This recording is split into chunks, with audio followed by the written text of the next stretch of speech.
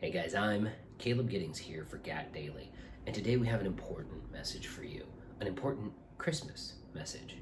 Today we're talking about the case for Lethal Weapon as not just a Christmas movie, but one of the greatest Christmas movies of all time.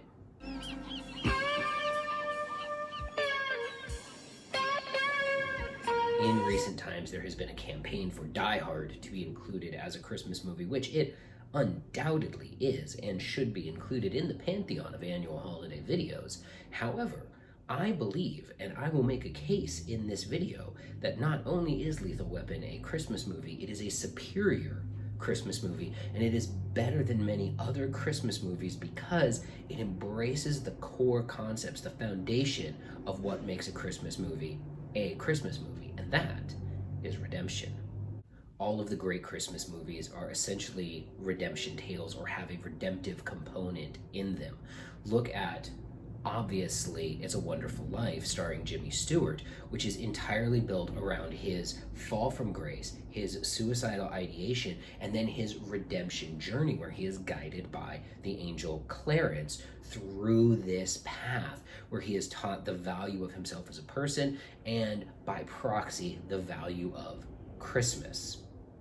Similarly, A Charlie Brown Christmas, considered a staple of Christmas viewing, is at its heart the redemption of Charlie Brown from being kind of a loser into someone who truly embraces and understands and shares Christmas with everyone else.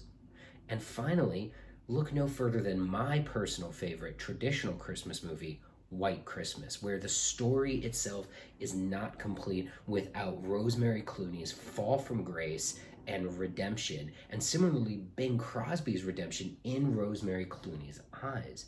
Redemption is a key component to a Christmas movie. That brings us to Lethal Weapon. And Lethal Weapon is at its core a redemption story, and it uses the themes of Christmas and the themes of family and bonding and coming together to solve a problem to tell this redemption story, the redemption of Mel Gibson's character Martin Riggs by his personal angel Clarence, who in this case is Detective Roger Murtaugh. When we meet Riggs at the start of the movie, he is, just like Jimmy Stewart, engaging in suicidal ideation. There's a scene early on where he sticks a gun in his mouth. He is ready to punch that ticket out of here. And then he meets Detective Murtaugh, and that changes. You see, when he meets his angel Clarence, or in this case, Detective Murtaugh, he's already engaged in the gunfight in the Christmas tree lot, which is a spiritual rejection of the spirit of Christmas in and of itself. However, he meets Roger Murtaugh. He jumps off a building similar to, again, Jimmy Stewart jumping off of a bridge to save someone else because Martin Riggs jumped off that building to save someone else. Do you see the connection here, how it's very similar thematically? So then as we go through It's a Wonderful Life, Jimmy Stewart is taken on this journey where he is shown his value and the value that he added to his community. Similarly, Murtaugh takes Riggs on the same journey.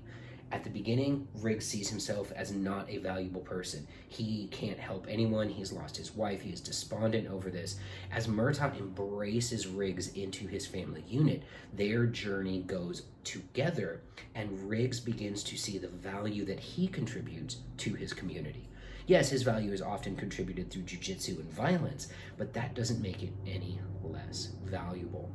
The most important scene where Riggs begins to recognize his own value is after having dinner at Roger's house, where he talks about the long-range shot that he made when he was in Laos and how that was the only thing he was ever good at. At this point, he's beginning to internalize that while he may be good at this thing that is considered taboo, through that, he can help others.